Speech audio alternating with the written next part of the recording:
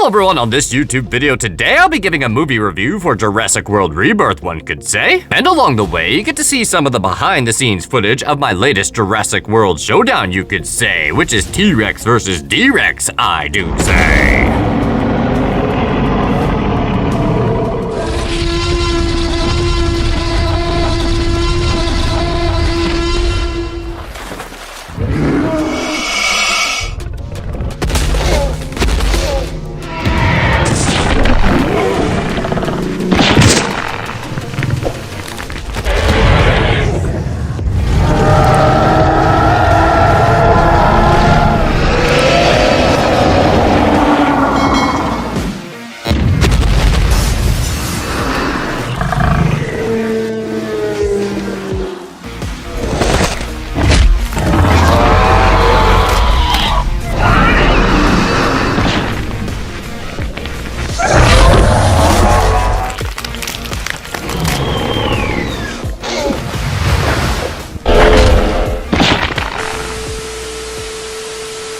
Now, I'm going to start things off with a spoiler warning, and not for the exact reasons that you might think.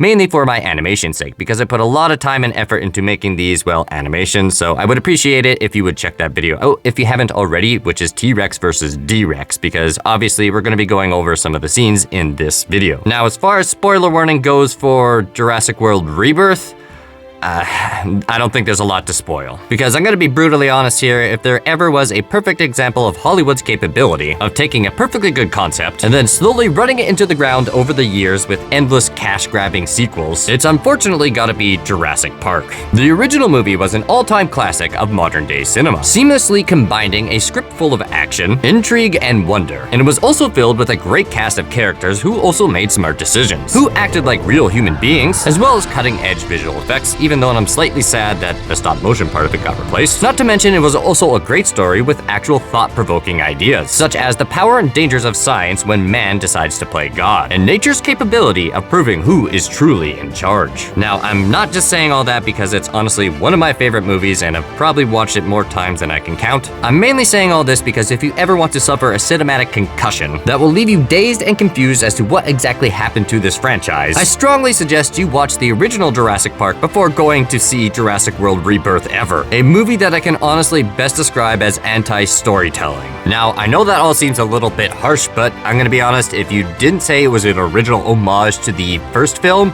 I wouldn't be this brutal. Because to sum it up briefly, if you've seen the trailers, well, you've seen the movie. And to be blunt, I think Jurassic World Rebirth can be best described as, well, this.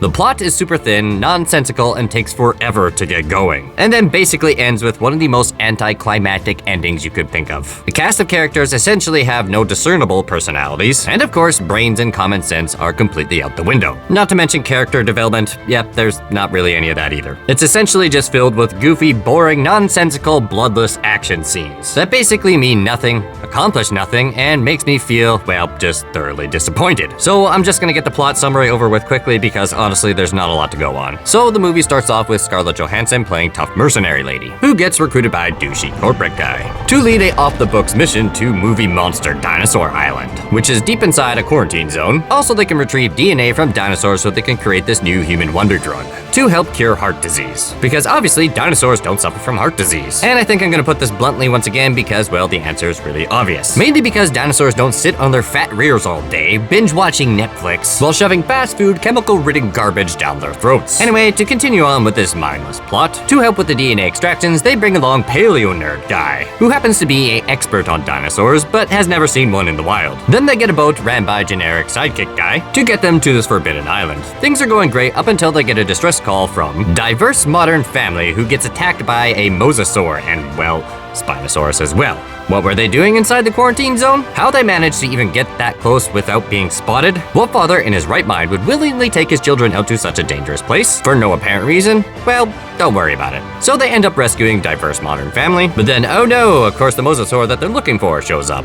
And what's the most logical way to get away? Oh yes, rushing your boat ashore and wrecking it. Because apparently Mosasaurus can't go in shallow waters. Fun fact to know and share, Mosasaurus is technically not a dinosaur and evolved from a lizard, so it's technically a marine lizard and doesn't have a set of gills, so it can breathe air, it it can probably come up on shore. Oh yes, and I should probably briefly mention that, well, Diver's modern family decides to all jump overboard while this scenario is taking place. Then they get separated from the rest of the crew up until the very end of the movie. But tough mercenary lady isn't ready to give up yet. She decides to stick to the plan to recover all the DNA, then get them all onto a rescue chopper that'll pick them up in 24 hours. Which leaves me with the question, if you had access to a helicopter, why the hell didn't you just use that to get access to the island in the first place? Just don't think about it, it's fine. Of course, this isn't any old island, this is movie monster Dinosaur Island, where they left behind all the genetic freaks or dinosaurs that were too dangerous to take to the park. So just gonna bring up this quick fact, wouldn't that mean that all their DNA is probably corrupted and messed up and you wouldn't want to use that in humans?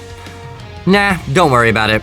And it should be noted that most of the dinosaurs are pretty normal looking and would have made great additions to the park. Nah, no, don't think about that either. So they retrieve all the DNA, then they find the family once again in an abandoned research facility, which is somehow still functional after being abandoned for 20 years. Then the D-Rex finally shows up for the last 10 minutes of the movie and eats the douchey corporate guy because he basically runs right into it. Then generic sidekick guy sacrifices himself so the others can't escape. But he turns out to be completely fine, because the Distortus Rex is basically lobotomized and as slow as Christmas. And it should be mentioned that sidekick Mercenary Man had no weapons at this time. So how did he get away? Don't worry about it. Then they all leave the island and that's basically it. Movie's over.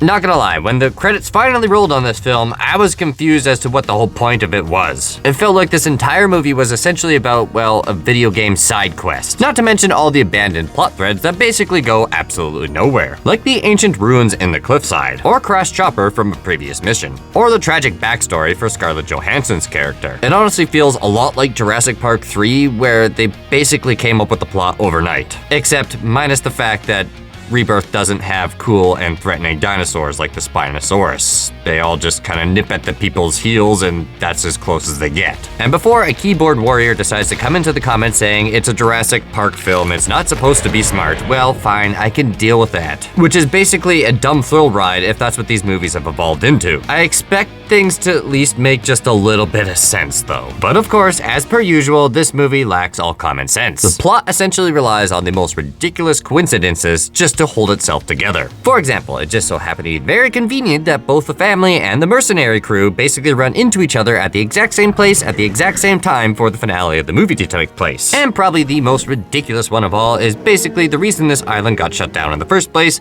was all due to a candy wrapper. I really hope that product placement paid you well for that scene.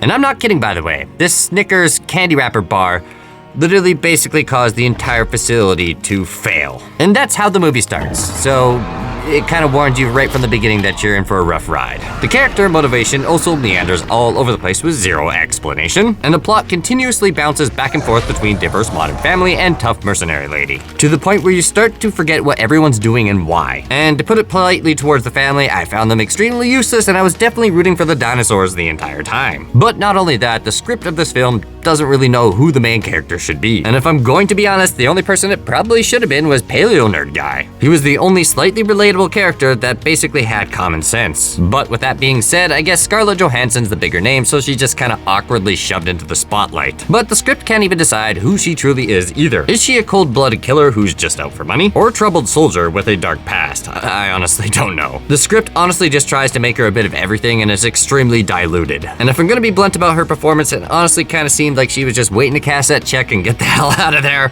And another thing that was really disappointing, the creature that everybody was hyped to see, the D-Rex, got little to no screen time. And the screen time that it did get, the lighting was almost always terrible and you could hardly see anything. And one last thing that was also a big letdown, if you're gonna produce a bad dinosaur movie, at least make sure there's some good fight scenes in it, because honestly, there wasn't. Overall, as a rating, I'm gonna generously give it a 4 out of 10. And the only reason I'm giving it that is because there was some cool visuals, but overall, it was a steaming pile of dinosaur dung. Anyways, let me know what you think in the comments below. Thanks for sticking around to the very end of the video. Be sure to leave a like if you enjoyed the content, comment below what you think, share with your friends, and perhaps consider subscribing if anything. Anyway, that's enough from me. Till next time, take it easy.